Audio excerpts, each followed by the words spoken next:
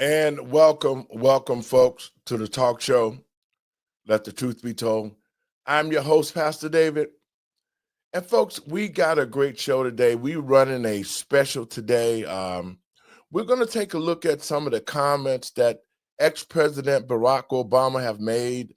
There's serious claims of treason against him for what he did in the 2020 election regarding the Russian collusion. So, folks, if you ain't got nothing to do, call your friends and let them know. You're listening to Let the Truth Be Told Radio. I'm your host, Pastor David. Y'all come on in.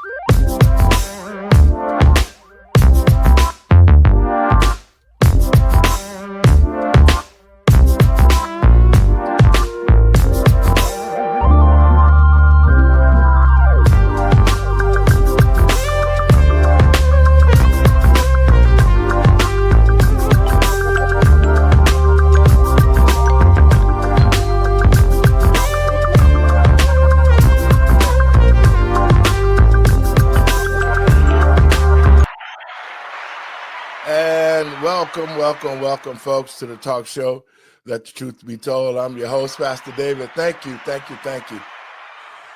And first, this is, I'm going to have to label this show. This is All Out Wednesday. We have decided to make sure that we pick a topic, and we're going to expound on it today. But first, let me give all praises to God and my Lord and Savior, Yahshua of Nazareth, who made it possible for me to be here, and those who are listening to the show. Blessings to you and welcome.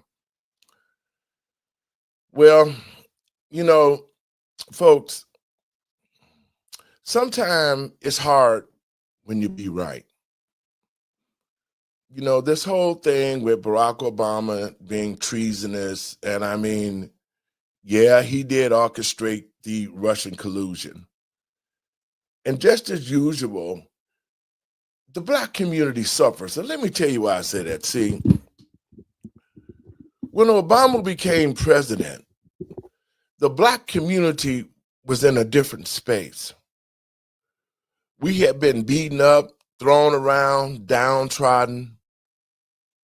The Black family structure was down. It was going down quick. Economics in the Black community was fleeing. Drugs was there. No real male mentors to our young men. The streets was running with red blood. I'm telling you, the Black community was tore up. So all of a sudden, up pops Barry Soweto. And if you don't know who Barry Soweto is, that's Barack Obama, see? The plan never was for Obama to come and be the savior to the Black community. But Obama knew that if he was going to get elected president, he had to deceive the Black community one more time, because Black people was at the end of the rope. They were hoping that Obama would come and he would help deliver the Black community to stability. So Black people was waiting for the first Black president. So rose in Barry Soweto with the AKA Barack Obama. Barack Obama knew the condition of the Black community. Barack Obama knew that the black community was waiting for that black president to come and step up and help the black community rise up out the ashes and find equality in America. The black community thought that Barack Obama would come, and because he was like us, that he would make sure that we would get reparations for all the past sinful deeds that this country did to black people. Everybody was deceived because they thought Barack Obama was going to come and make America pay up its dues for slavery. But Barack Obama knew that he had to play a part. He knew that black people, if they knew who he was and his real agenda, never would have voted for him. You would have been hearing black people talking about get a rope. And so he became an actor. He became a chameleon of faces. He told black people whatever that they wanted to hear. He made black people think that he was going to be Jesus Christ, the Savior that was going to save our community. Educated blacks fell for it. They thought Obama was going to be the knight in shining armor to take the black community to the next level. Grassroots black people fell for it. People's sons and daughters who picked and chopped cotton and experienced slavery firsthand marveled at the fact that we got our first black president. But all along, Barack Obama was sitting back laughing, saying, they don't know what I'm here for. And black people, we found out what he was here for. Barack Obama is an antichrist. Barack Obama accepted homosexuality early in his life, and it went on through his career. But he had to keep fooling people. He had to keep lying. He had to keep living a lie because his whole mission was to promote the sodomites who were destroyed by God in Sodom and Gomorrah. Barack Obama was the Trojan horse that was sent in our community to promote abortion, to promote homosexuality, to promote transgenderism, all the things against God. Barack Obama did. That there's an old saying, that's what's done in the dark will come to light. Well, Barack Obama, I knew you personally. When I realized who you really was, I tried to warn the people. And guess what? Black people, you had Stockholm Syndrome. You refused to believe that Barack Obama, he did nothing for black people. He didn't increase our economy. He didn't make our schools safe. He didn't protect the black family no kind of way because he was there to destroy it. And so now, black people, here we are at the precipice of being completely destroyed. Our young men have lost the identity of being men. Our women have lost their identity to be women. And now there are pronouns and other things that I won't say that should not be. Barack Obama became the enemy of God through the same-sex marriage. Black people didn't pick up on it because they were so looking for a champion to save us. And a lot of them didn't care because they thought Barack Obama was going to uplift the black community. And here we are, 8 years of Obama, of him hiding and lying and making black people think he was going to do something and never did nothing. After his 8 years, he blamed and told everybody, well, my hands was tied. They wouldn't let me do nothing. Y'all know I would have did something. So y'all keep voting for the Democrats.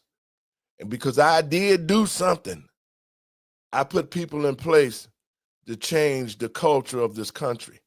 That's what he did. He invaded our schools with homosexuality. He invaded our government and our army and made it weak because you had homosexuals in the army getting operations to become something unnatural. He set a culture against us. He used COVID. And I kept telling people, COVID, covert. He used COVID as a smoke screen to put people in places and to create the laws that he wanted to promote the new third world order of manufactured human beings, which was known as transgenders. Y'all saw it. We experienced it.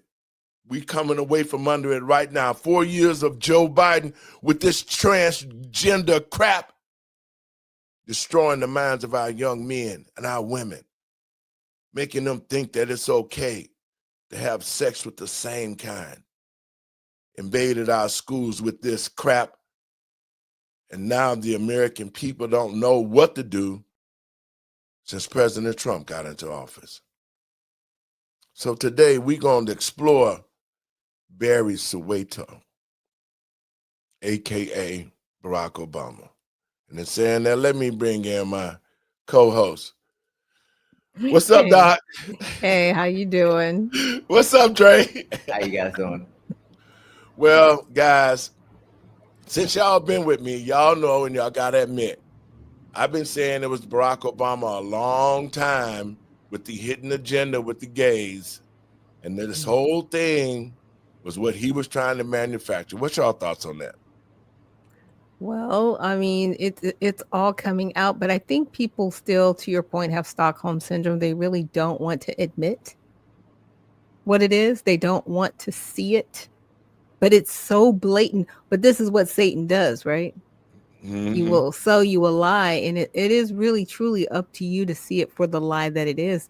So it's going to be interesting to see what type of rift this causes within the Black community, white communities, the gay community themselves, right? It's going to be interesting to see how this all fleshes itself out. Your thoughts, Dre? So I remember, the newspaper clippings when this guy became president for the first time, and how excited I was and the community was. And I think you really hit it on the head with your soliloquy and opening statement. Everything that's done in the dark will come to the light. Yes. And that has happened, and we're seeing it. But I think, going back to your other point, people haven't seen the results from what he's been doing, and now he's starting to tell on himself. Yeah. So it's blatant. He doesn't care. He doesn't care who knows. He's just dropping the hints. And of course, this is not a topic that Numbers USA touches, but as you have made it abundantly clear, it is a big topic in the media, and you've expressed that it's out there now, and people need to be aware of it. Yes, and that's the reason why, I was up early this morning, and I was on the John Anthony show, Answers Detroit, and I had not really did a lot of research on it. And, we was talking about this whole thing about the Black community and how we've been deceived so many times. Politicians have come to us and they've used the Black community to get into office, and then their whole agenda changed. And it was never about us. In my community, as a Black man, I grew up on a plantation. And see, this is what I'm trying to tell people today. If our children saw what my parents went through, picking and chopping cotton, every time white folks came around, they had to put their head down and couldn't make eye contact with white people. If the generations knew the sacrifices that my parents made, that we made as parents ourselves to uplift the Black community, they wouldn't be killing each other. They wouldn't be running around doing nothing. They would be thinking about how could we take our community as a unit to the next level, because they got kids. The Black community now doesn't even have a future. What future do we have for our children? We don't own nothing in America. Our children don't even have the mental capacity to maintain anything. And it shows from the fact that parents left buildings and businesses to black kids, and they didn't even know how to run them, nor did they even know the process that you have to pay taxes. Yeah. See, so what do black people have? We have been put into a situation to where everybody else in our community getting rich.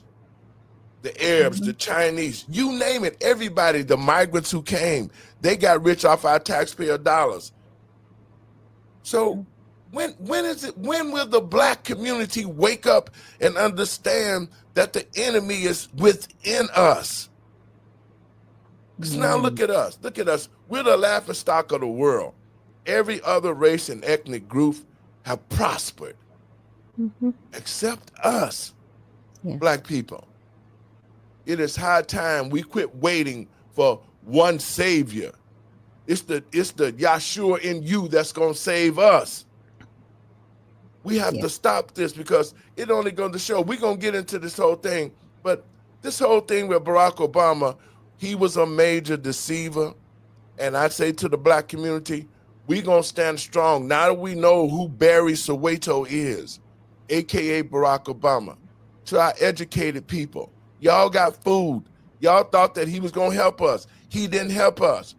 To the grassroots people, y'all thought that he was going to be the savior. Y'all pastors out there who got in bed with him, who stood with him, who never questioned him.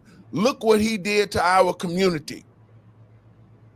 And you are not a pastor, and you are not a man of God if you condone homosexuality. That's the most powerful thing that it is. We are men and women of God. We're supposed to uphold righteousness. And you can't uphold righteousness if you think that it's okay to support a man that's gay and he telling your children and our future children, well, it's okay to be gay now. I'm Barack Obama, and I'm going to be gay, and then y'all know it, and then y'all need to bring y'all children in. We didn't sign on for this, black people. We are a whole lot better than this. If our ancestors are rolling in their graves to know now that we are descendants of kings and queens, and we acting like bees and hoes. We're not stepping up to the plate to be proud parents. We're not seeking economics for ourselves. We've fallen down, and we're getting kicked on by everybody. So let's get into this first clip. Let me set this up. See, folks, in 2016, President Trump got into office. He knew once he switched over from being a Democrat that he was going to be attacked. And so it was a coup that was set up against him. Now, just like they tried to take his life twice, the Democratic Party set a coup up to try to destroy him and make the American people think that Trump was colluding with the Russians. Barack Obama, the president going out at the time, set it all up. It's all documented. See, we can't keep looking the other way. Everything is documented. So when you hear Trump say he should be tried for treason, he is going to be tried for treason because they got the documents to prove it. So it was never about the documents that they got after Trump about. It was about the documents that they were trying to hide from Trump so that he couldn't bring it out and show the world what the Democratic Party was doing. Let me play this clip and we'll get started on this. Good evening, everyone. I'm Laura Ingraham. This is Ingram Angle from Washington tonight. As always, thank you for spending time with us. The real colluders, that's the focus of tonight's angle. Well, as usual, Trump was right. They spied on my campaign. Well, there's no real evidence of that. Of course there is. No. It's all over the place. Leslie, Sir, they spied on my campaign and they got caught. Can I say something? You know, this is 60 Minutes, and we can't put on things we can't verify. You won't put it on because it's bad for Biden. We can't put on things we can't verify. Leslie, let me say this. Now, wait a minute. It's laughable. I'm sorry. 60 Minutes is laughable. But wait a minute. To the American people in page across the country, pay close attention to what's happening here. this woman knows like hell that they're guilty and knows exactly what they're doing, because most of the mainstream media is full of homosexuals. They're full of sodomites. They knew the plan was to turn this country around with the culture, and they all playing against Trump. All right, let's finish, guys. Spied on my campaign. Well, we can't verify It's been totally that. verified. No. We can't verify it because we don't want to verify it. The 60 Minutes stopwatch broke again. Now, as usual, the media were covering for the Democrats, as they always do. Leslie Stahl and the rest of the corporate media simply took as gospel whatever Obama's henchmen were claiming about Trump and Russian collusion. And it was all a lie. Just a few weeks ago, we learned that CIA Director John Ratcliffe sent a criminal referral letter to FBI Chief Kash Patel regarding former CIA Chief John Brennan and former FBI Director Jim Comey for their actions in the Trump-Russia probe. Now, these potentially include making false statements to Congress. Then the bombshell on Friday from Tulsi Gabbard, the Director of National Intelligence, where she released evidence showing that in the months leading up to the November 2016 election, President Obama and top national security staff manufactured and politicized intel to lay the foundation for a year-long coup attempt against President Trump. And Gabbard? Guys, I want your thoughts on that. Well, you know, Trump had been saying it for a long time, and everybody was like, no, you're crazy, you're crazy. And he was like, no, this is happening. And even other people came out and they were like, this is happening. No, you're crazy, you're crazy. Now that it's out, I want an apology. I want all them people who said everybody else was crazy. You need to come out and apologize. You just need to man up. You just need to man up and apologize. Your thoughts, Dre? Well, now we hear that the denials that are coming out, because at first there was silence, now there's denials.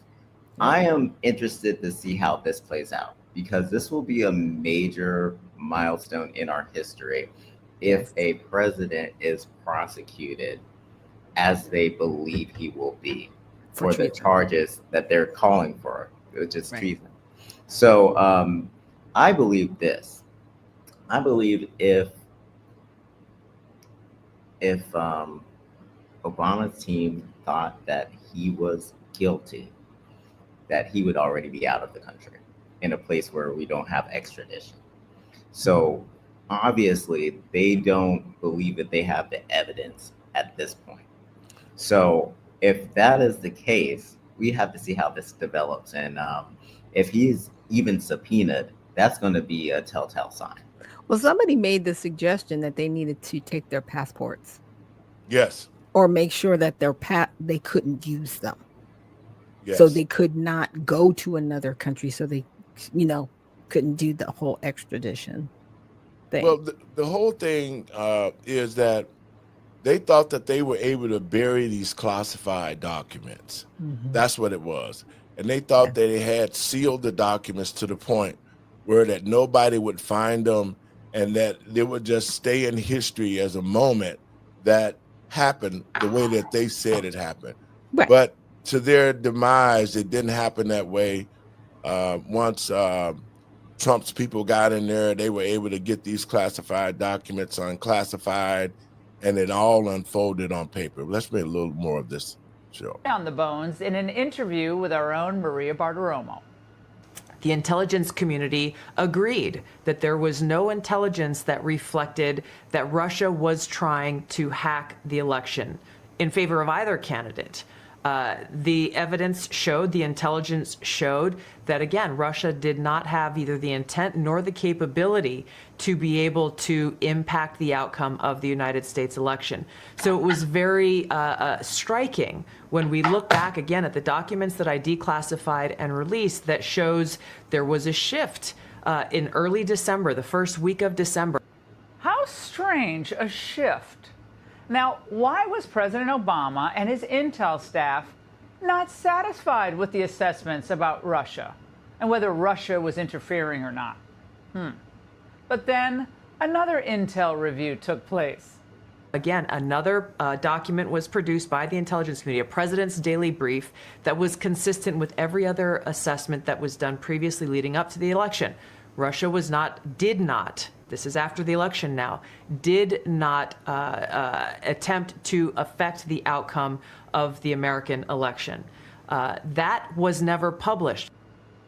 And what happened to that assessment, which again found no. Okay, guys, your thoughts on it.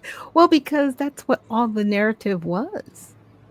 This was Russia. These weren't bots. Russia collusion. You know, the Russia, as they like to say, Russia. Even Facebook pushed that narrative. All CNN, MSNBC, NBC, CBS. I mean, major outlets were pushing this, that it was Russian involvement, almost to the point where they pushed us, I wouldn't say into war, but into conflict with Russia. It got pretty bad. Your thoughts, Dre?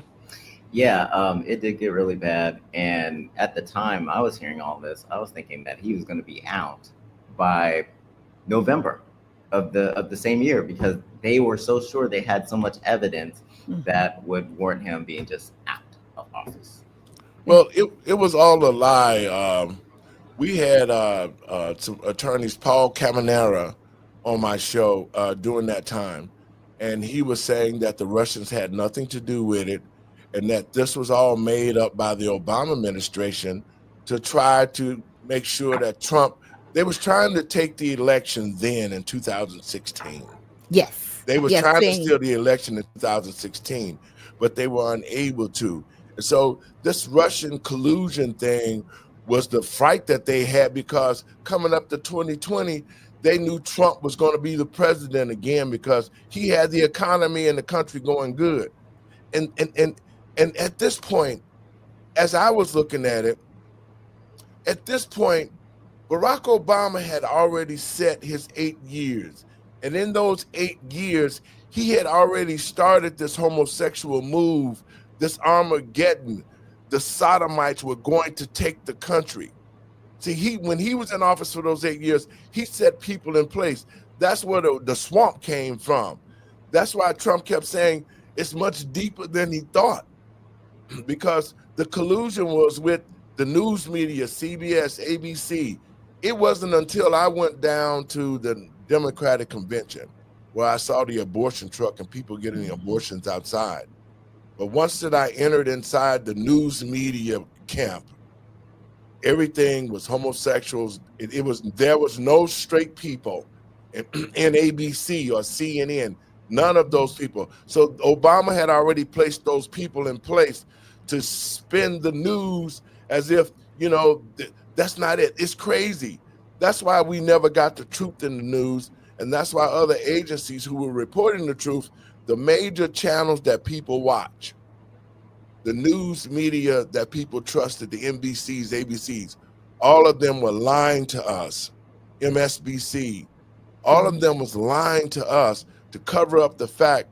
The real fact was that Barack Obama was trying to institute a third manufactured generation of people.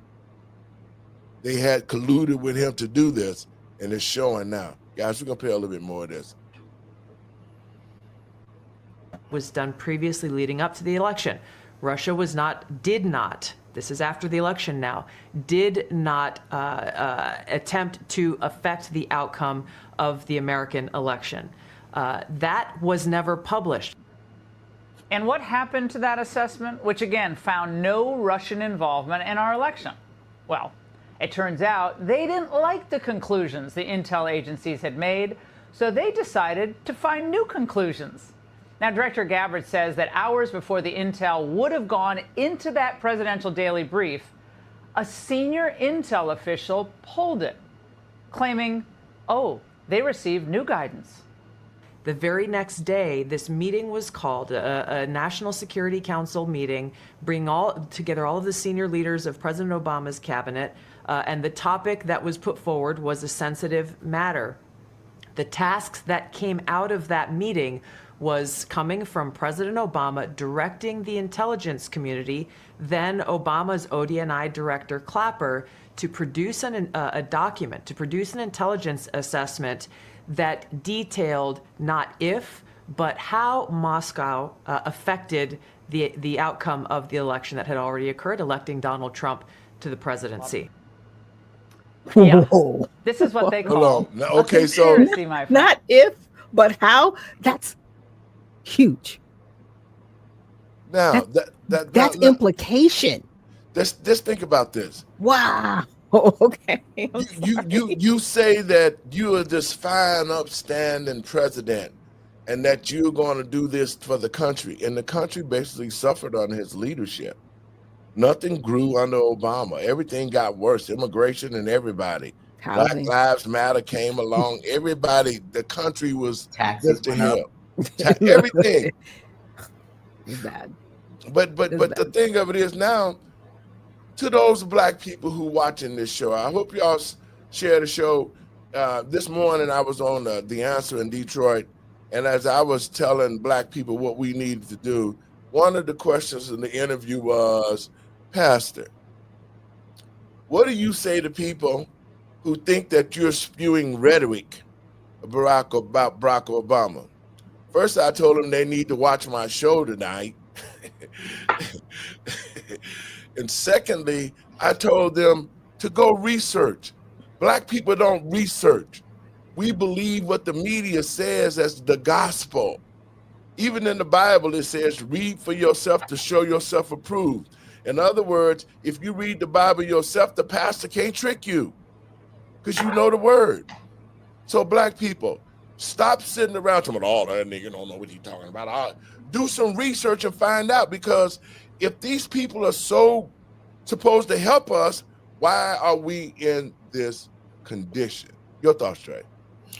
Well, going back to the rhetoric comment, my whole thing with that is rhetoric, surrounds like talking points. And who's sending you talking points? Like, you've been talking about this stuff for years. And since I've been here, not only have you told me where you found your sources, but you have personal relationships with him and people that are close to him. So for people not to know that you're not spewing out rhetoric, they don't really know your background. And, maybe they'll learn about you. But if they don't know, they need to ask somebody. That's why I say go do the research, because when he came to Chicago, I met him at an event.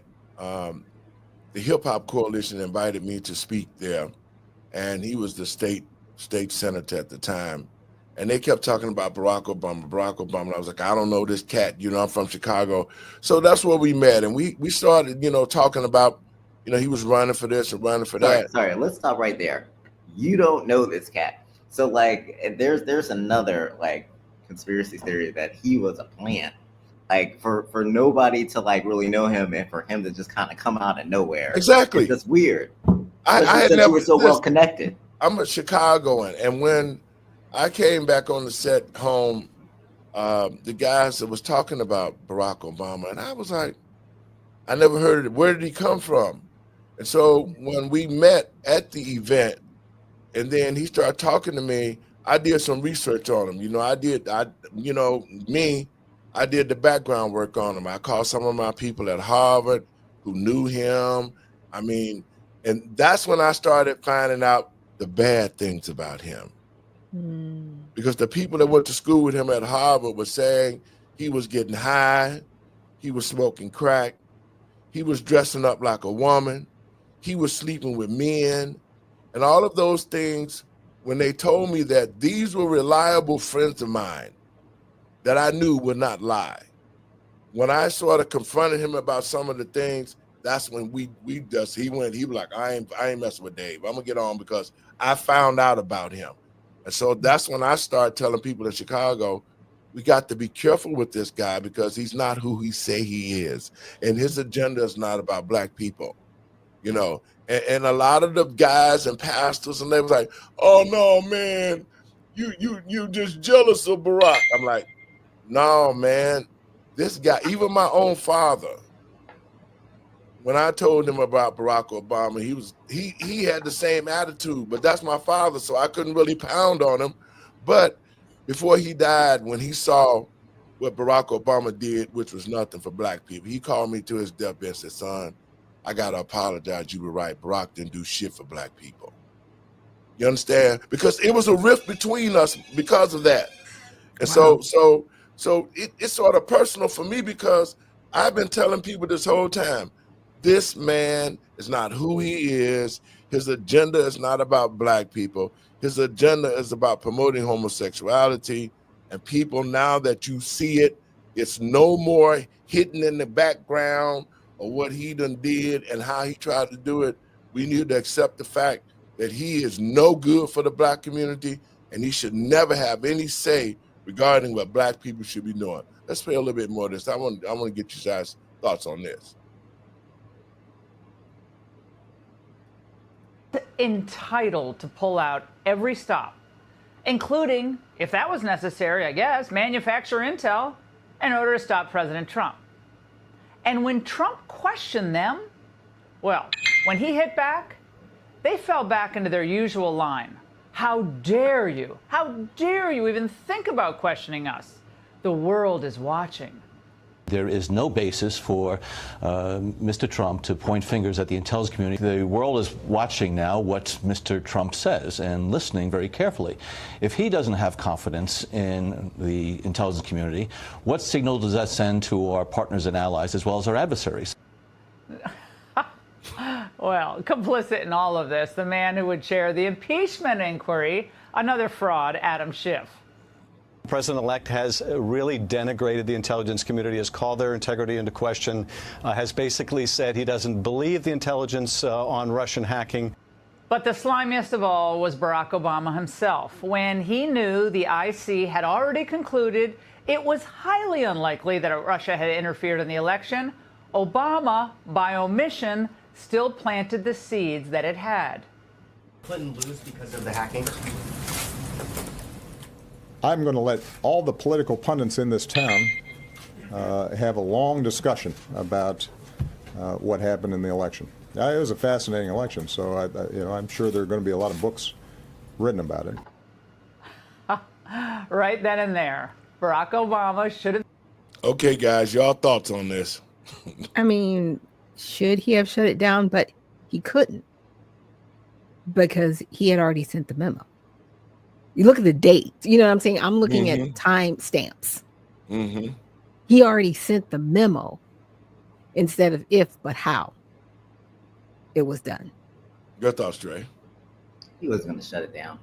He had a vendetta from the beginning. Yeah. And, it's personal for him. He hated the fact that he hated because it. he had the whole setup for Hillary to come in and finish what he was doing. Right. Yeah, well, guys, I'm telling you, this whole thing is playing out right now. And the sad thing of it is that, again, President Trump was right. And we need to really understand that. And here's what Trump had to say about it all. President Trump today calling out former President Obama after DNI Tulsi Gabbard sent a criminal referral to the DOJ related to her claims that Obama-era officials manufactured and politicized intelligence to create the Russia collusion narrative in 2016. Intelligence that those officials have said they had great confidence in. John Brennan and Jim Comey and I are part of the group that were tasked by President Obama to put together all the reporting we had on the Russian interference, and which we did. And then, of course, on January 6th, we issued our intelligence community assessment documenting the Russian interference, in which we had very high confidence in the evidence that we presented. Gabbard also teeing up that there will be more declassified documents coming this week. Ahead of that, here's what we've learned so far. December 7th, 2016, the assessment reiterated that Russia did not tamper with election infrastructure. Just one day later, the editor of that assessment canceled the brief, quote, based on new guidance. By December 9th, 2016, Obama convened National Security Council principals and ordered a new assessment. And on January 6, 2017, the new unclassified assessment was released. Obama's office today. Question. Was that same January 6th? So when they talked to him, it was December 16th. So that was a week after. That's what I'm saying. Within the timeline, had he not said anything the way he said it. I mean, they can literally use that little piece of evidence where he spoke and said, well, you know, there's going to be many books written about this and all this, that, and the other. Yes. Yeah, you were being extremely arrogant. Yes, he was. That's when the information changed. Yes. That's when I'm like, wow. There was like a whole week before and then almost a month. And then they sent it up January 6th. Is that the same January 6th of the insurrection? No. The insurrection didn't happen till 2021. Man, I'm telling you, man, these guys are horrible in what they're doing. Dre, you want to comment on that? We're going to get a little bit more of this. We can go on to the next part. You guys cooking. I'm sorry. I was just like watching the statement. timeline. Out of respect for the office of the presidency, our office does not normally dignify the constant nonsense and misinformation flowing out of this White House with a response. But these claims are outrageous enough to merit one. These bizarre allegations are ridiculous and a weak attempt at distraction. Nothing in the document issued last week undercuts the widely accepted conclusion that Russia worked to influence the 2016 presidential election, but did not successfully manipulate any votes. These findings were affirmed in a 2020 report by the bipartisan Senate Intelligence Committee, led by then Chairman Marco Rubio. Okay, folks, let's talk about that. Okay, so here he is. He responded to the information. Right. Now, this is why I say he's arrogant and an idiot at the same time. It's because he knows himself that those documents were manufactured. Yeah. He got to know himself that they have them now, that he thought would never be declassified. They got the paperwork now. What strategy do you think he's using by saying this is weak and blah, blah, blah? Deflection. They don't have nothing. Go ahead. That's all it is deflection, because that's all he has. But see, the timeline shows that they had one set of facts and then they were told to basically omit information and rewrite it. Recreate. Yep. Okay. And there's a memo with his name on it giving that directive. He Yes. can't remove that information, like not ever, because you ordered it. And see, Just the saying. trick. Your thoughts, Trey? This is tricky because the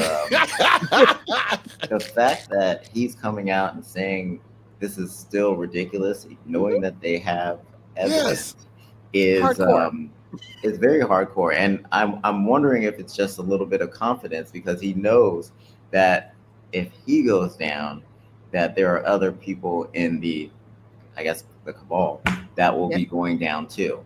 And does the administration have the political will to take down whoever will be coming with him? You know, Well, they've already got people folding. Go ahead. Don't they already have people folding? Yeah, they got people folding already. They have people already coming forth saying, yeah, we did do the wrong thing. Obama orchestrated all of it. They got all the evidence on paper with his handwriting on it for it to be done. So his little goose is cooked there. It really is. And so that's the reason why when we come into the next segment, we're going to talk about why his goose is cooked, because we're going to see why his goose is cooked. We're going to play a little bit more of this, and then we're going to respond to it. Now, to react is the Director of National Intelligence, Tulsi Gabbard. Director Gabbard, give me your response to what we heard from former President Obama there. He's saying that none of this makes any sense, that this is a distraction. What do you say to that? It's the art of deflection coming from former President Obama, as well as his friends who are still in Congress today, and Senator Warner and Congressman Jim Himes, really all basically saying that exact same statement, which doesn't actually address the issue that was revealed in great detail in the over 100 documents that we released last week, in the documents that we will be releasing later this week, that point to the undeniable fact that you laid out in your introduction to this segment, is that the intelligence community had one assessment, that Russia did not have the intent or capability to try to impact the outcome of the U.S. election leading up to Election Day. The same assessment was made after Donald Trump was elected by the American people as president in 2016, defeating Hillary Clinton. And it wasn't until after that pulled President's Daily Brief document that you referenced that the Principals Committee was called in the National Security Council. And President Obama then directed Obama's DNI James Clapper to lead the effort to create this new intelligence community assessment that detailed not if, but how Moscow attempted to influence the outcome of the U.S. election. So this is the thing that I think people should pay attention to, is neither the message from President Obama's office, neither the statements coming from Democrats in Congress today and their friends in the propaganda media. None of them are addressing this fact that there was a shift, a 180-degree shift from the intelligence community's assessment leading up to the election to the one that President Obama directed be produced after Donald Trump won the election, that completely contradicted those assessments that had come previously. The second thing I want to address that's very important, Laura, is that you in the clip that you played, you saw John Brennan, James Clapper, James Comey stated with high confidence this January intelligence community assessment that they drafted at the direction of President Obama.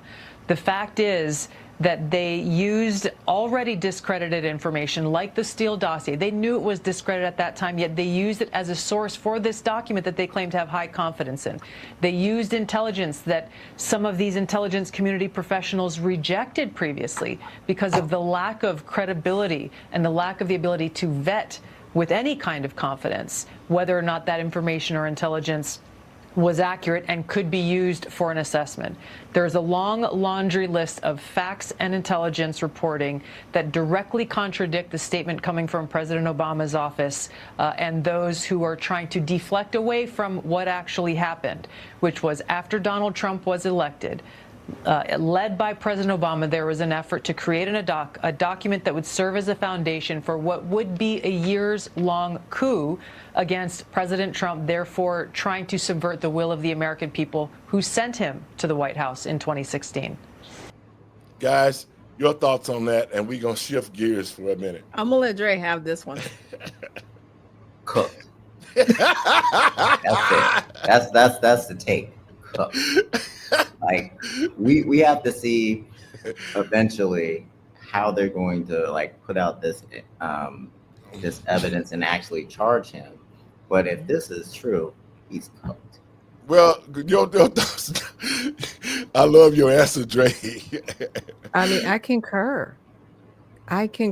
She laid it out. She was like, look, yes, he literally gave a directive to change the information because they set it up so they had a potential not only talking point, but they could say, hey, we have this evidence, but that evidence was manufactured.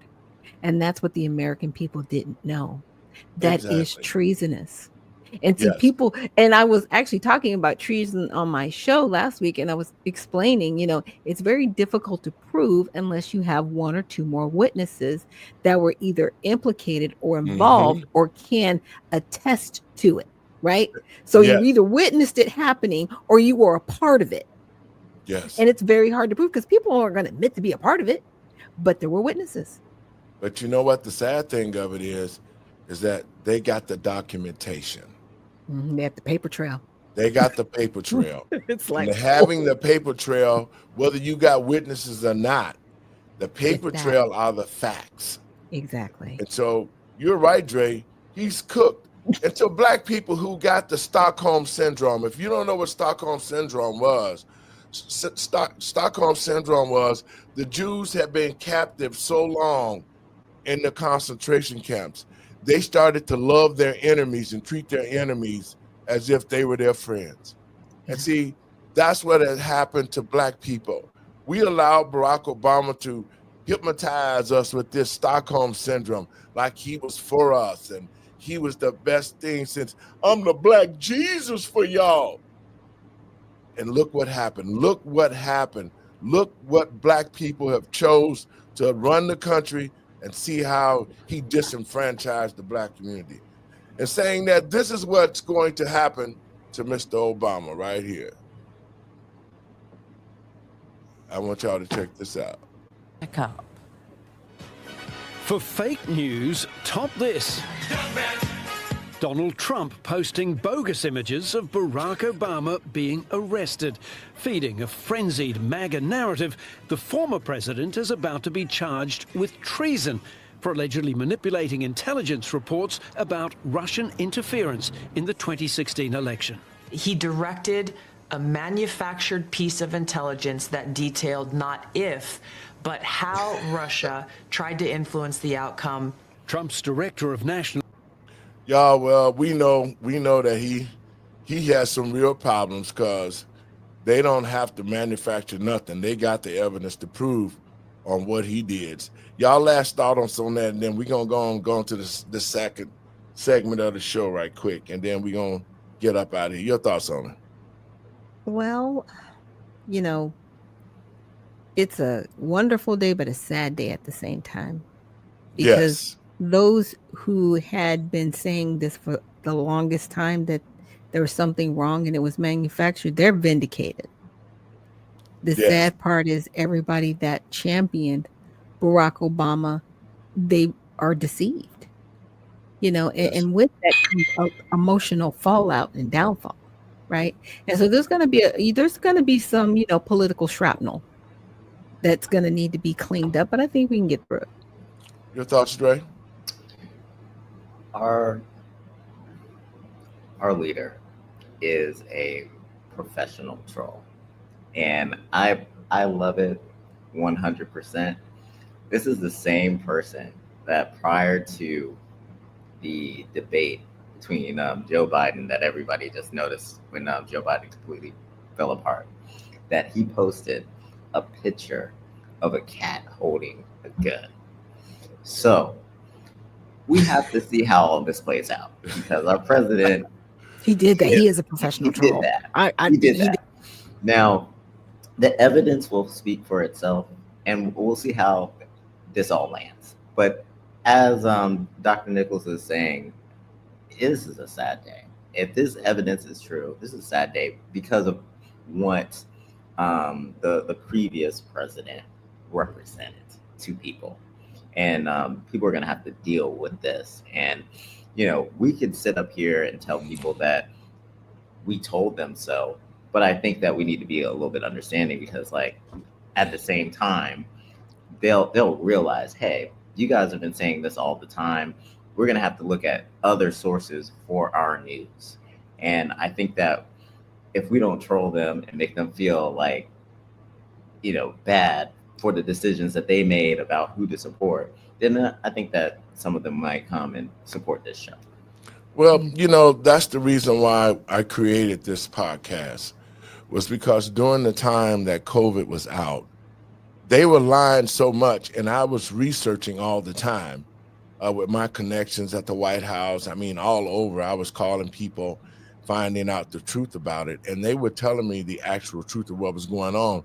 But the national media was not putting it out. And so I created this podcast to tell the truth about what we were finding and what we saw. And believe me, people was, man, you done lost your mind. Obama wouldn't do this. Obama wouldn't do that. And I kept saying his agenda is not about Black people, but his agenda was about the LGBT group. And that was the biggest kickback that I found, you know, even though, and I'm going to say this and we're going to play this segment, even though here in Chicago, there were certain things that happened, and now I'm finna jog some Black people memory.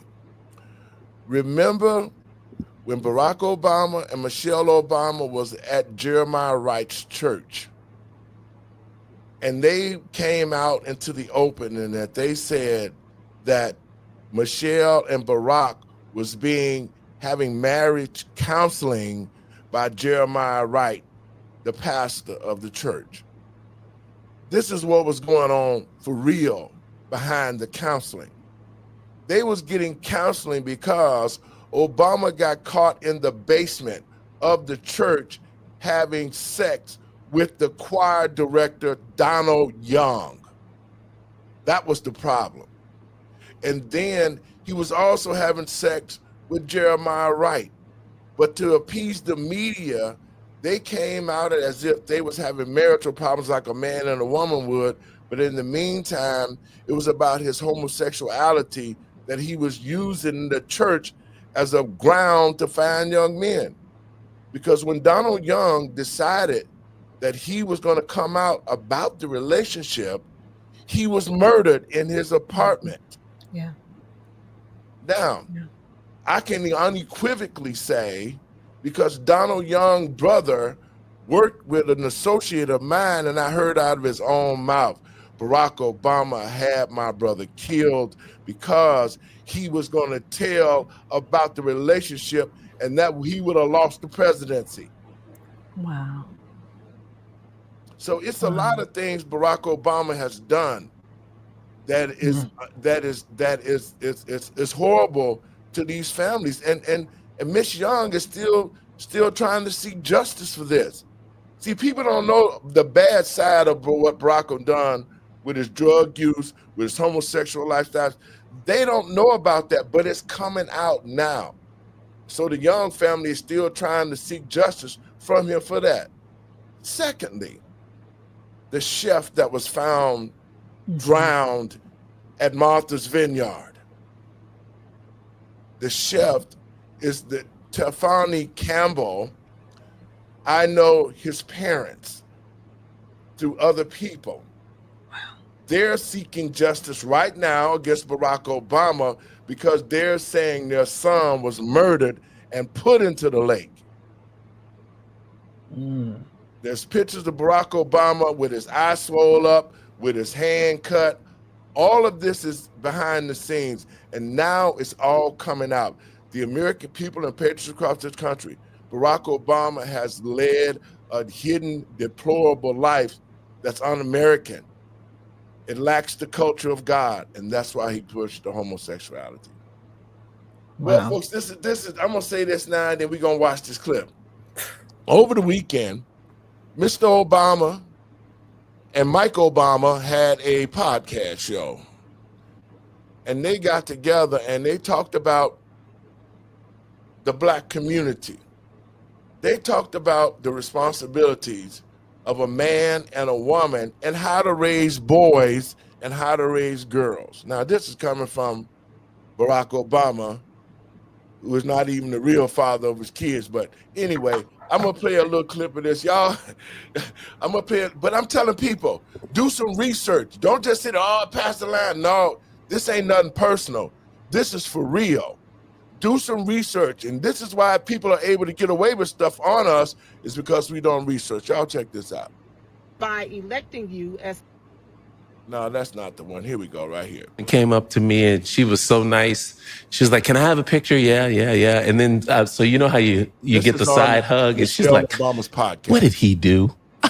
And you knew she was going to say what he did. He. And I was like, it wasn't like, what happened to him? That is so It was like, terrible. how'd he mess up? How'd he mess up? And I said, "Well, what makes you think he messed up? Why couldn't it Well, been why her?" did you just say no one messed up? Well, because I wanted to keep. Y'all look at how he all crossed up there. Barack crossed up like he a woman laying up there. He ought to be ashamed of himself. But in this interview, Barack Obama stated that young Black males need to have a gay mentor in their lives in case they need to have somebody to talk to. He's saying that every Black male should have a gay person in their lives. This is the type of stuff that I've been talking about and the agenda that he pushed on the American people to try to normalize it. Conversation going so that I can tell you about it. Oh, Lord.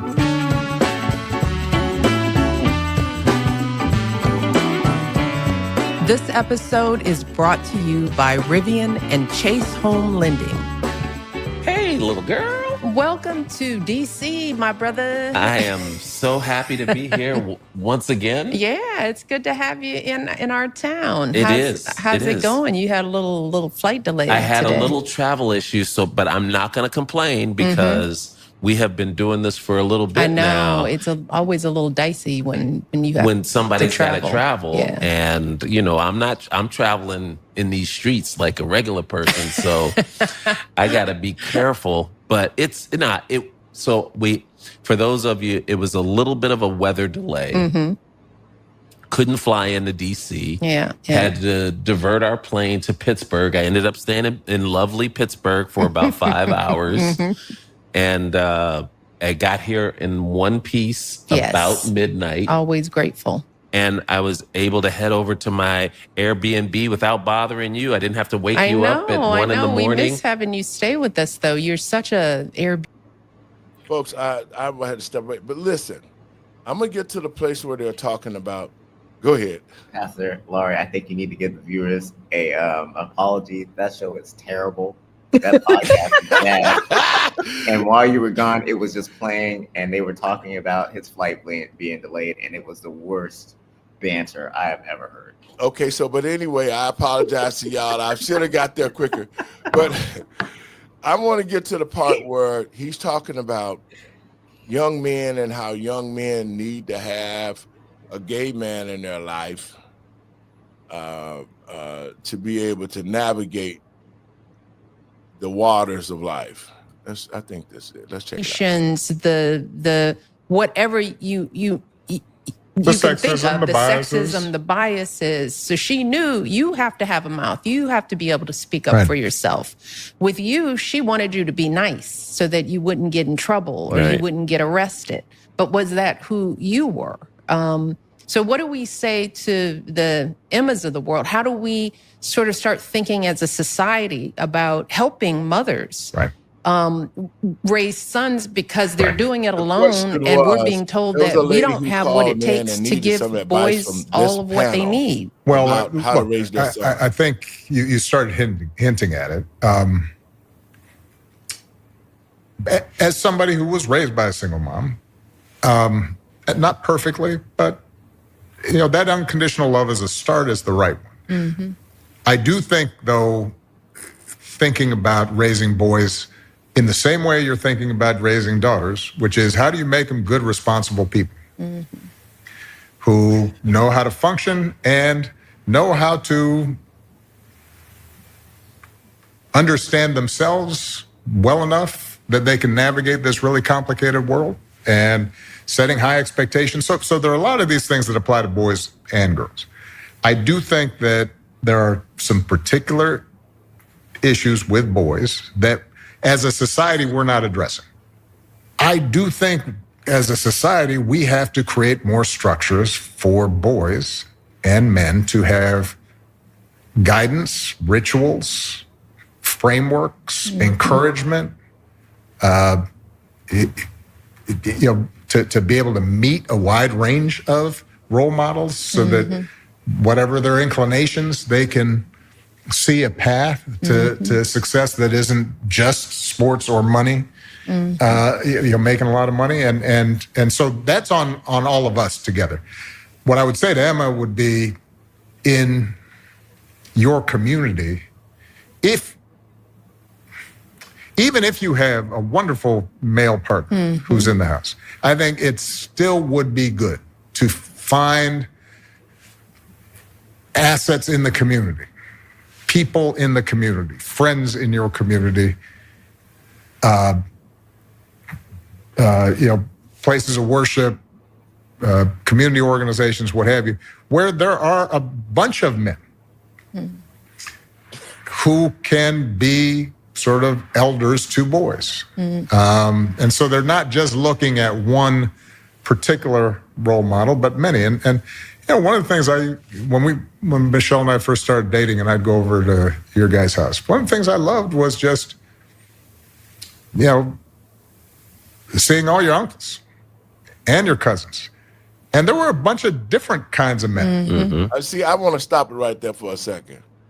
As a boy, why would you, as a man, he's not talking about, he didn't say nothing about no uncles and no aunts. He ain't said nothing about no woman.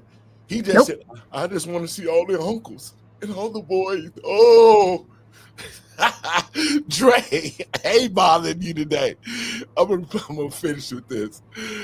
There were men that were kind of soft-spoken, and then there were men that were loud, and there were men who were engineers, and then there were men who were Police officers. Police officers, or they drove, a jitney cab. Yeah. Right? Look at Big Mike. That's one of the things that I think a lot of times boys need is not just exposure to one guy. One dad. One dad. No matter how good the dad is. He can't be everything. He can't be everything. And that boy may need somebody to give the boy some perspective on the dad. Yeah, right? Yeah. One of the most valuable things I learned as explain. Can y'all explain that to me? Why would there are people that don't respect other people's households, and I kind of went through this personally with my bonus son, and he was dating a young lady, and this young lady was being raised predominantly by her mother. Her father was not in the home, and her mother felt the need to tell me how to run my household because she felt that his father and I weren't raising him right. We weren't doing things the way we needed to do, even though she's from a divorced household. She's trying to tell me how to run my household. And that's a problem. When you are trying to tear down somebody else's household, when you are on the outside looking in and you have no idea what happens on the inside of the household, you just assume everything. You're teaching somebody how to be disrespectful. See, it's God, family, then everybody else. Everybody else can't come in your house and tell you how to run your house and worship God. He was wrong. He was out of line. Yeah, and I think he's missing a critical point that Dr. Nichols brought up is like God's first, and his family, then his children. Well, and what I find is that what he's talking about, different types of men, like you get those types of things like when the kids are going to school or when they're going to church. Right. I'm not like a handy guy, but there are plenty of guys in my church that are handy. So we had somebody coming to the house and fix some things, and my son gets to watch them, interact with them.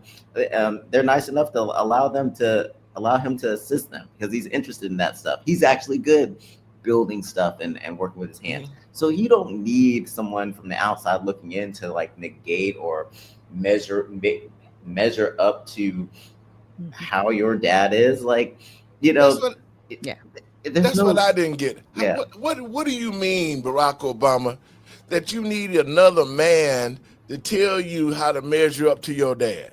I guess it's the rituals that he was talking about. What rituals? Like, I guess it's part of the ritual that they have. So the homosexuality, those are the homosexual rituals that they're talking about. I didn't need no other man to help me raise my kids. My children and my boys didn't need no other man to tell them the type of man that I am. They lived with me every day. They knew who their father was.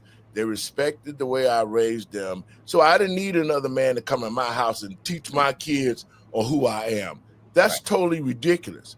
But what he's trying to come and see, this is why I say he's a very deceiving sodomite. He's a deceiving sodomite because I'm going to let you watch a little bit more of this. Then we're going to play the rebuttal of what the community said about Barack. That's why this is special. Go ahead. Guy I had a gay professor in college at a time when openly gay folks still weren't out of line, who became one of my favorite professors and was a great guy and would call me out when I started saying stuff that was ignorant. You need that to show empathy and kindness. And by the way, you need that person in your friend group so that if you then have a boy who's gay or non-binary or what have you, they have somebody that they can go, okay, I'm not alone in this. Yeah. Right. So that I think is wait a minute, creating that community. I'm not alone in this. I have to stop it You right need there. a gay man? See, that's pedophilic. That's pedophile mentality. That's a pedophile right there. Right there. Straight up and down. Straight up and down. That's a pedophile right there. Wait a minute. To the American people and patriots across this country, to black men and black women across this country. This is the same Negro that was all up as the president talking about setting precedent, not for the black community, but setting it up for the gays. And now, all of y'all been talking this crap. Dre, before we even played this, what did I say? I said I called people at the college, at Harvard, who were friends of mine, who told me that Obama was gay. He was dealing with the gay professor. They was wearing clothes. He was giving them money. They was having sex. They was doing drugs. And he just said he had his favorite gay professor. Let's finish this off. Go ahead. I know it's corny, but that's what they need. And we talk a lot about what we had with our mother and father, right? And, you know, a lot of times, but we really did have a big community of people in our lives. Right. Okay, Big Mike. I mean, that we don't talk a lot about that on this show. We allude to it, but Craig and I, we grew up in a huge community of extended aunts and uncles and cousins and all types of male role models, which helped in broadening out and filling in where our mother and father were limited. So for Emma, I'm picking up a couple of things. Community, big, huge, not just a single mom, mom or mom and dad, but a broad community. And I can appreciate you using our family as an example, but uncles, but not necessarily blood It doesn't uncles, have to be blood. but men who can who can give a kid or kids some contextualization of who their parents are. Right. And That's- also, what it and means- can model, Yeah. there are a lot of ways to be a responsible, respected, strong man. And you don't have to be rich, and you don't have to be a professional athlete. And you don't have to go find it on the internet among a group of unclear influences, you know. And this is a thing that parents, Emma has to understand: if her sons aren't getting it, they'll look for it someplace are going to else. look for it because boys need this. Right. Whether they think that they're happy playing video. So I got a question for you, Dre. Okay. Do you think that your son need a gay man to come in and counsel with him and tell him that who you are and show him the gay lifestyle if that's inside of him? Neither one of my sons. I want to be their example, and whoever I expose them to, I trust their example as well. That's a family member, that's a friend, those are men in the church. But at the same time, it all starts with me. And then of course God. It all starts with God, and then I'm a reflection of God. Yes. So I'm his first experience as a earthly father to his heavenly father. So it's my responsibility to imitate God to the best of my ability. So I don't want him imitating anybody else. Exactly. Your thoughts, Doc? It's disgusting what they're talking about. Like I said, it's completely pedophilic because even if you're separated from their biological father, that is still their dad. That is their first point of contact, period. You know, my girls, you know, they didn't have the closest relationship with their dad, but I taught them, I was like, you got to respect your dad. You may not like him. You may not like some of the things that he does, but this is your dad. And I wasn't trying to push and put other men before their dad, because that's no. Yeah, I've got uncles, I've got aunts, I've got my dad. You know what I'm saying? They looked up to their grandfather and they called him Opa, but their dad is their first point of contact. Yes. Period. And anything beyond that, and I understand that some people are like, oh, it takes a tribe. Well, sometimes the way you put people in a tribe is how they get molested.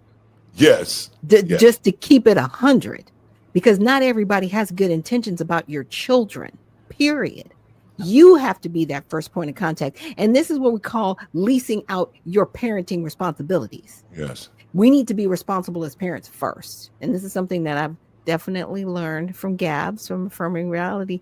We have to take the responsibility and not, you know, basically cipher it out to other people to do. This is why our children are messed up. To the American people and patriots across this country, and I want to say this, what we've experienced in the schools with the homosexuality, with them teaching our children about pedophilia, they've been teaching our children the difference between bisexuals, homosexuals, pedophiles. Our children has not even learned math. And the people that are watching this show, parents who have children in the school system in Illinois, now that you watch this show, you can see where the homosexual law came from. Because what Barack Obama is explaining to us is that he's saying this, and we saw it in the schools. It's okay for your children to learn about the gay side and the gay lifestyle. This is what Barack Obama is saying out of his own mouth. The attitude that these people are having on this show is exactly what they enforced into the school system across this country, this type of damn indoctrination. Yeah. He's saying it right here. He's showing us in our face. As the president, I indoctrinated all of y'all children. I took math, science, and reading out of the schools to indoctrinate your children to become homosexuals and part of the LGBT group. Well, if you don't do it, you still are forced to learn about it. It was Barack Obama, and I've been telling people, he's the one who created the same sex. He's the one who created this homosexual curriculum, and he and Joe Biden and the Democratic Party was the ones who forced it in our schools, who forced it in our lifestyle, who forced it in our cities, and almost destroyed the Black community, y'all. Let's listen to the rest of this. That's this Antichrist. That's all he is, basically. Games on their own, and we haven't even talked about how the rise in video games has sort of left kids feeling like, well, this is who I am. I'm alone, or I'm interacting through a game virtually, but I don't have any in real life friends. Kids are going to seek out some kind of community. So big community, I would emphasize, because they need to have other outlets. They have to be able to learn how to be more than just the sport that they care about.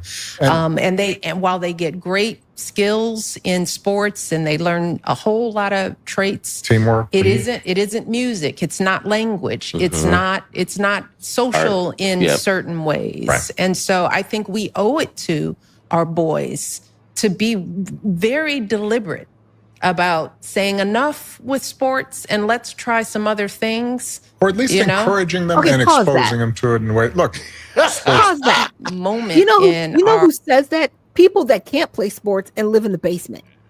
Yes. Okay, because I played sports and I'm a girl, and it was all about communication. It was all about teamwork. It was all about respecting your elders who were your coaches and respecting the team captain who, you know what I'm saying? It was that multi-level respect. The referees, even the crowd, because I was a little bit wild when I played basketball. I'm just saying. When people talk like that, it's because they have a lack of communication skills and they want people to be subservient. Yes. And be serfs. That is a serf mentality. See, when you're competitive, you have an alpha mentality. You are extremely like, I am in your face. I will mow you down. Period. And see that they're saying exactly how they forced this type of lifestyle and culture on the American people, because they forced it into the sports, right? They forced it into the schools. They're only giving the American people, and that's why I wanted people to watch this. They're only telling the American people what they already did to this country to infuse it with the LGBT group and try to tell our athletes, y'all got to be soft. It's okay to be gay. You can be a gay boxer. You can be a gay basketball player. This is the mentality that the Obamas brought to the United States and to the American people and patriots across this country. This just ain't pastor talking. You hear it out of their own mouths, how they tried to set our children up to become homosexuals and pedophiles, at least plant the seed in their head that they might think the thought, then they got somebody to come to live out their fantasies of sin. Let's watch the rest of this, guys, if we can.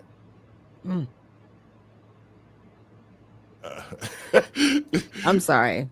I got a little emotional. In the community, friends in your community. Let's see, we passed that point. Going to seek out some kind of community. So big community. I would emphasize, because they need to have other outlets. They have to be able to learn how to be more than just the sport that they care about. Right. And while they get great skills in sports and they learn a whole lot of traits, teamwork. It isn't music. It's not language. It's not social in certain ways. Right. And so I think we owe it to our boys to be very deliberate about saying enough with sports and let's try some other things. Or at least encouraging them and exposing them to it in a way. Look, sports was scaffolding for me to pull myself into manhood.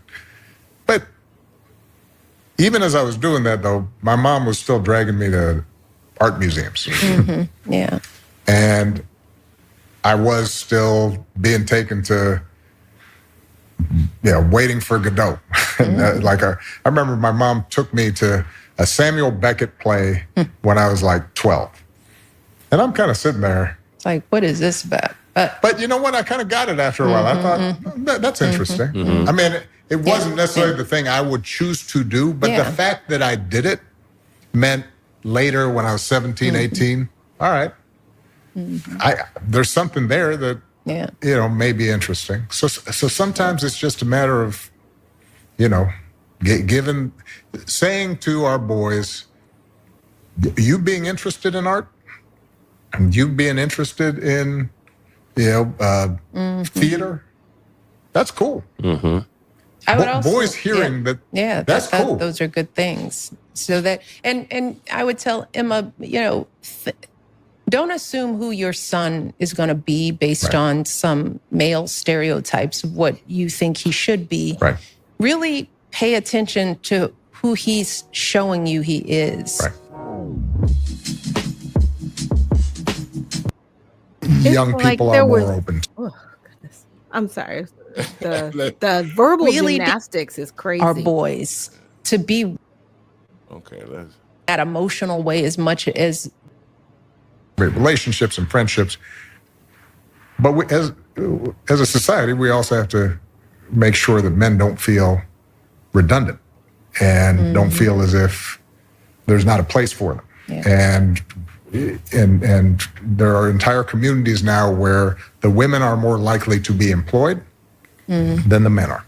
And they have more avenues for supporting their families. Yeah.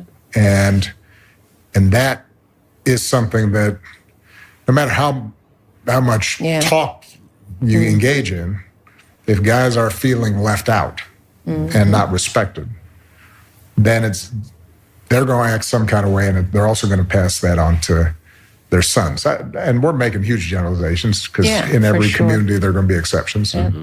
But before we close this out, I'd be remiss if I didn't ask you, the person who embodies hope, what is it? What do you see as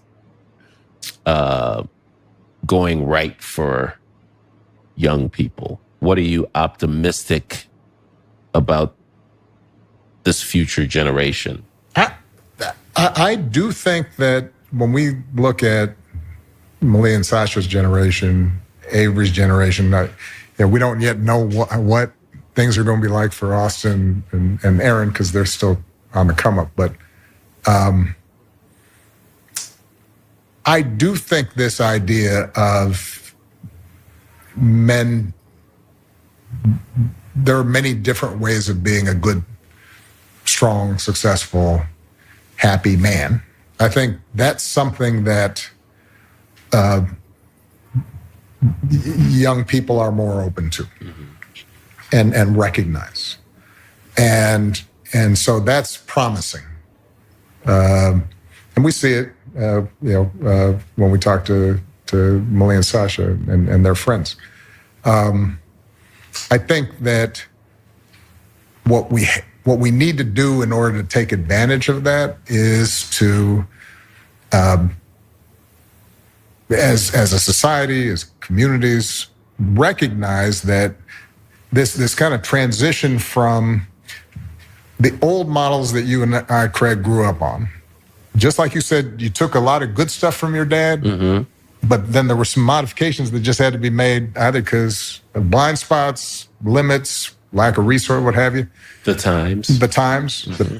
You know, where we joke that, talking to Malia and Sasha, sometimes they go out with their friends and, you know, they're in a group and the guy's got crocodile arms, you know? Yeah. It's like... Not picking up the check. Not picking up the check. And it's like, okay, you don't have to pick it up all the time. But if you're never picking it up, right, that's a problem. Says something about you. If you're never opening a door or pulling out a chair, because that's just common courtesy. That's just being kind, right? So, okay, that's enough. I can't take no more, y'all. Now, to the American people and patriots across this country, now we know the overall idea of homosexuality that was forced into our country and in the schools with our kids. Your thoughts, Doc? Well, you know, like I said, it was definitely, in my opinion, the verbal Olympics, because they were trying so hard to talk around what they really wanted to say. Yes. Outright, right? And when people are talking in code to that degree, I'm like, y'all are really sad human beings. You already have a pedophilic nature.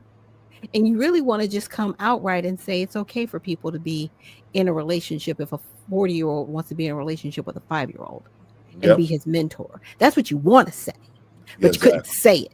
And that's disgusting, by the way. A young man needs his father. And if he doesn't have his father, let's say his father passed away, where's his grandfather? Right? Yes. The men in his family, yes, that's okay, but you still got to be careful with the men in the family because you don't want your son to get molested. Yes. And you know, that's a hard thing to say, especially in our community, because we don't want to talk about it. You shouldn't talk of such things, but we have to because they happen. And you need to be a good steward over the human being that God has entrusted you with. And that's just it, period. Your thoughts, Dre. Now I'm going to play this last clip and y'all going to get y'all thoughts on it. Okay. Well, the first thing I want to say is that there's no wisdom in this show whatsoever. The verbal Olympics, like you're saying, Dr. Nichols, is just off the charts. I think that if parents are looking at their children, they can tell who they are. And the problem with some parents is they try to force kids into a box, right? And my dad, with his experience, he always told me that he was never going to push us into sports. If we were interested in something, he would allow us to try it, teach us how to do it, right? But these parents are too busy to watch their kids. The cost of everything is so high, everyone's working, and we have all these single parent homes, we have too much immigration, and we have all these problems, and the children are being neglected. Yes. And if they take the time to really kind of watch in who they are, I can look at one of my sons and say, okay, well, he's really good at like engineering type stuff. Like he loves to play sports, but I don't think he's going to be an NFL guy. But my youngest son, I don't know what he's going to be. He might be some sort of athlete because like I've seen this guy just like fall down the steps or get kicked in the face and he's like up and at him like nothing happened. And like at an early age, 8 or 9 months, he's like pressing his weight against his sisters and stuff, like trying to dominate him. He's an athlete. You can tell. Yes, you can see that. Yes. Right. He's rough and tumbly. Yeah, he's rough and tumble. And you can tell right away. So it's our parents' fault. Some of it's the economy. I was watching this other show, and they were saying the cost of living is so high, and they did a breakdown of how much it would cost to get like a 2-bedroom apartment. In Virginia, it is $35 an hour to be able to comfortably live in a 2-bedroom apartment. Not many people are making that, even in Northern Virginia. And they said if you're not making that, then you'd have to work 84 hours to be able at minimum wage just to get that per week. But you know what? this whole talk show is centered around the fact of how they implemented this LGBT mindset on the country. That's what I'm saying. You can see where we got the new laws and why the gays got so strong and so brazen is because they knew that the president was gay and he was going to support their endeavors and put them in places to keep promoting this kind of lifestyle. So this is Barack Obama, especially telling you, who the hell will let Barack Obama talk to their kids now that they see who he really is? But a lot of parents didn't see this. Could you imagine how many kids that he might have molested that was coming to him? Oh, this is the president of the United States. Yeah, here's my number, call me later, whatever. That's what he's talking about. They're talking around the fact they're actually saying the young men need to know about the gay lifestyle. They need to know more about than sports and all the rest of the stuff that men do. They need to know about homosexuality because it might be inside of them. That's what they're saying, basically. But this is what the American people are saying to Barack Obama, then we're going to get out of here. Apparently, it's hard for you to come to terms with the fact that you are no longer relevant, but you are no longer relevant. You were the biggest hoax that the elites pulled on this country, because we thought that by electing you as the first black president, although according to history, you are not the first black president of this country, but in our lifetime, we thought that by electing the first black president, that we were fulfilling the Martin Luther King, I have a dream, we shall overcome agenda. Yes. When we were actually undergoing a different agenda.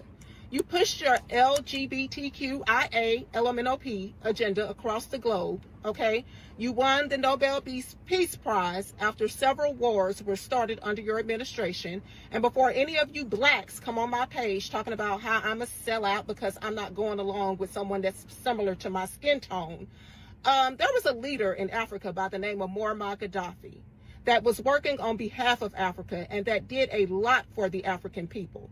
And even reportedly offered $1 billion some years ago to the Nation of Islam to help black people in our country, but our government would not allow them to receive the money because, of course, they don't give a damn about us.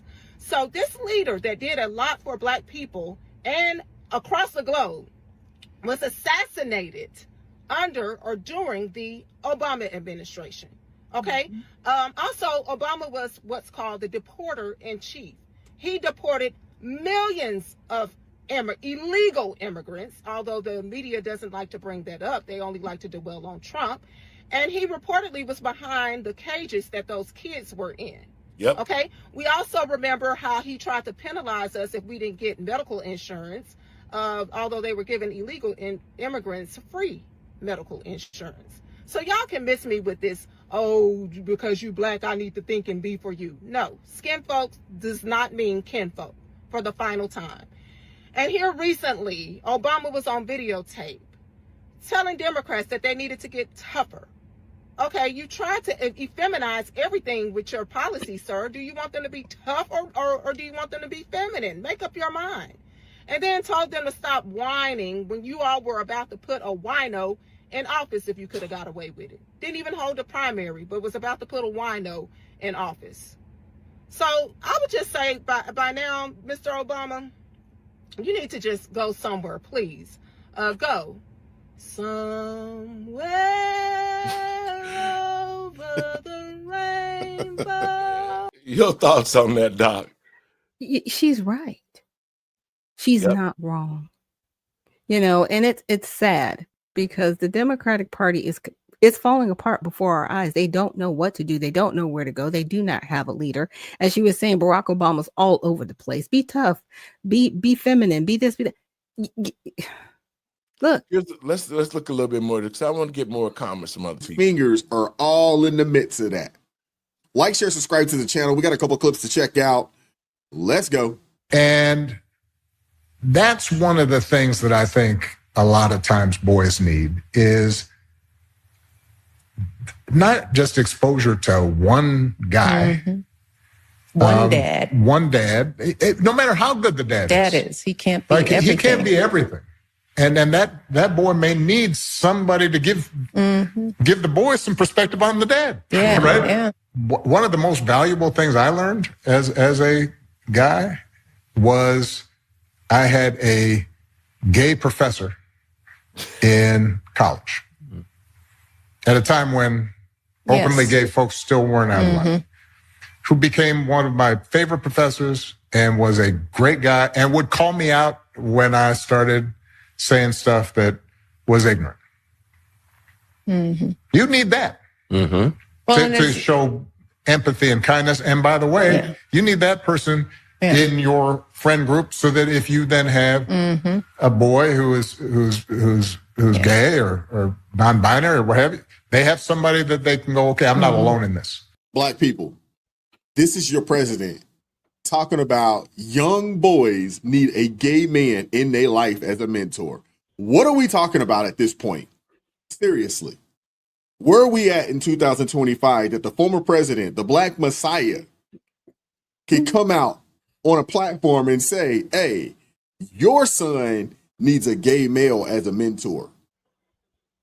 I mean, everybody talk about this guy, as being the first gay president because he lit the White House, rainbow colored. And, obviously he implemented gay marriage and things of that nature. He was more pro-gay than he was pro anything else. And that's his business. But black people, are y'all ready to wake up and realize that this person, this individual right here is and was and has been and probably always will be the ultimate psyop? The ultimate psyop. They use this particular guy to push a plethora of agendas that has really been detrimental not only to Black Americans, but to all Americans across the country. Yeah. Woo! Yeah. But hey, again, I'm a firm believer. Your thoughts, Doc? Well, he is definitely a progressive's wet dream, right? Because progressive people love him. And there are Black people that literally worship him. But this is what some of the Black people said. Let me hit you up with that. Now I'm glad Mr. Obama is taking time out and spending. Said Mr. and Mr. The time and doing the podcast together and shit. But I just know I didn't hear Mr. Obama Sr. say what he said. This man had the audacity to say that he believed young men would be a lot better if they had a prideful man in their life. If you know what I mean by prideful, that's just me trying not to get community guidelines. He said a lot of these young men need a prideful man in their lives to expose them to other things that they might have not seen from a regular man. Right, like pedophilia. You can't say gay on TikTok? Yes, exactly. I don't even think gay was derogatory. A regular man like they daddy. So they need a prideful man in their life to show them the other side of the world. But what the f is Obama talking about? I'm so sick and tired of him. Your presidency is over. Sit down and stop trying to be relevant. We know what you like. We been knew what you like. We know about you and we know about Mr. and Mr. Obama. We know what you like. So why is you steady trying to force that shit down the throats of our Black American people? Like, what the f is you doing? You are so detrimental to the Black community, and a lot of Black people don't even see it. Yep. You steady trying to force that shit down our throat, talking about something. A lot of young men will benefit from having a relationship with a prideful man to show them the other side of the world that they missing, that they won't get from their daddy. Obama, please take 3 seats. Sit down. I'm tired of hearing it. I'm tired of Mr. and Mr. Obama spewing their doctrines out to the world for the world to see. I don't want to. What the f you talking about? Sit the fuck down, Obama. Sit your ass down. Stop trying to be relevant. Stop trying to push that shit out into our culture. Like, y'all don't see this shit. Y'all love Obama, boy, but look at the shit he steady doing. He for the decline of the Black race. Because everything he talking about ain't increasing the Black race at all. Nope. Man, if you don't sit your ass down, my sons don't need a prideful man in their life. They got a father, a strong Black man. Yeah. Yeah. And that was the other thing that was. Now, Doc, what you think about that? See the type of comments that our people are giving to him? Yeah. Yeah. And they'll suppress those. Yeah, right? yep. They'll suppress those. Let's listen to some more of it. In order to be great, I don't think, my son is really going to need a gay man. That's what my son needs, is a gay man to make sure that he's great. It's very important to me that my son has his father first and foremost. It's important to me that my son sees his father and I love and respect one another, even if we're not romantically involved. Love and respect one another as people and as his parents. It's very important to me that my son has Christ in his heart.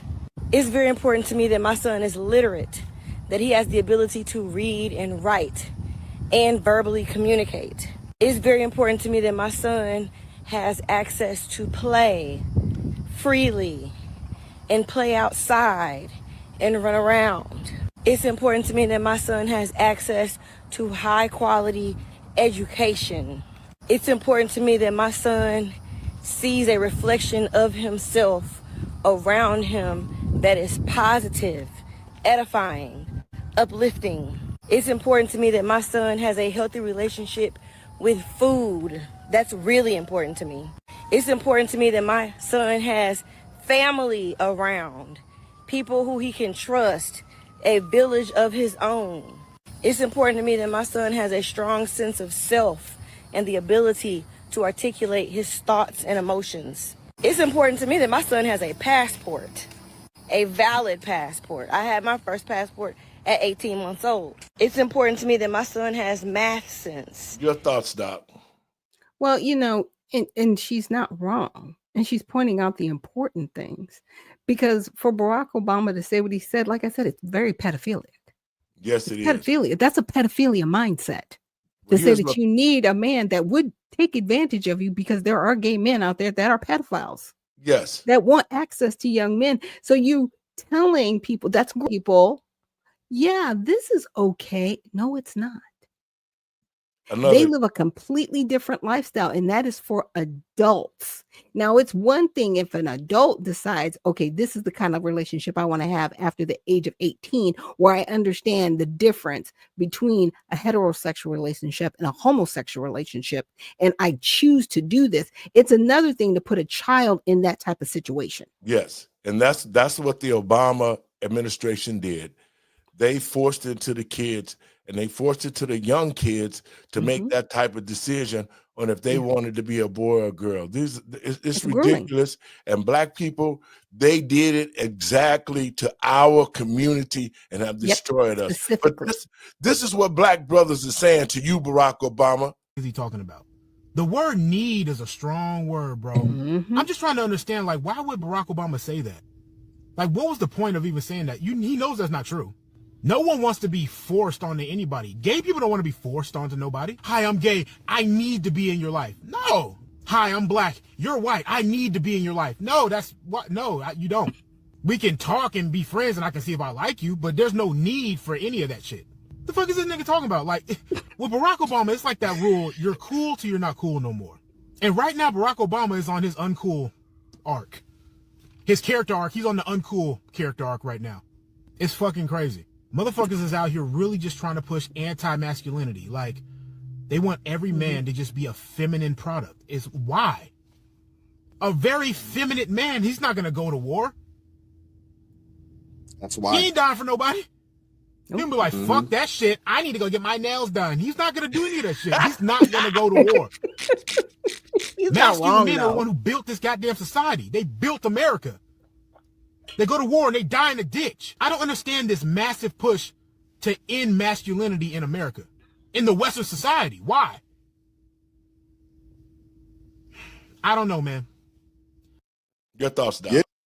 Well, our men in particular are built differently. A lot of them are taller. Yes. They're stronger. They're more muscular. Yes. They're very intelligent. Legacy system. And I've always said, if you want to destroy a people, you need to train them how to hate themselves, and they'll ultimately destroy themselves on their own.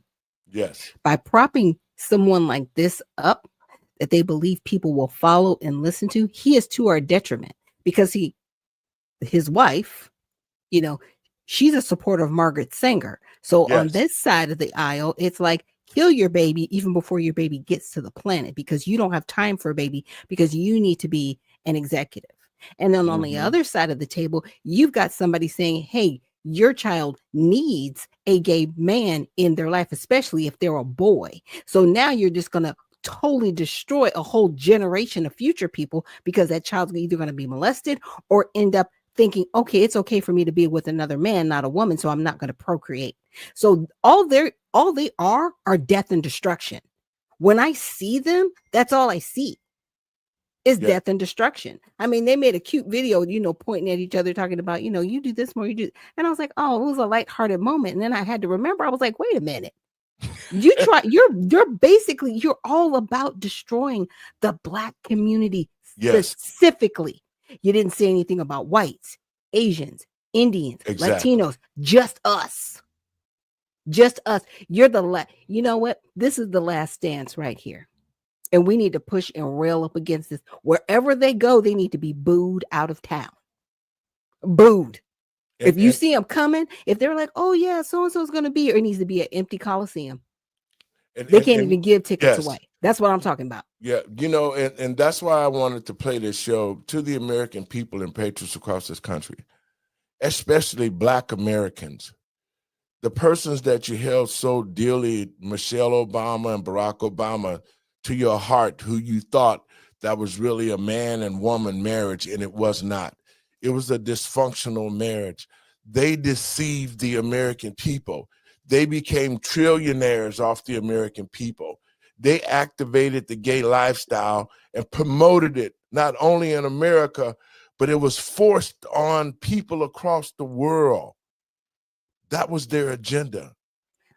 To the American people and patriots across this country, especially Black people, now that you see that Barack Obama never had any intentions to help the Black community, to rebuild the Black community, his own intentions was self-inflicted when he wanted to make sure that other boys who was confused about who they are made sure that they learned about who gay people was and what the gay lifestyle was.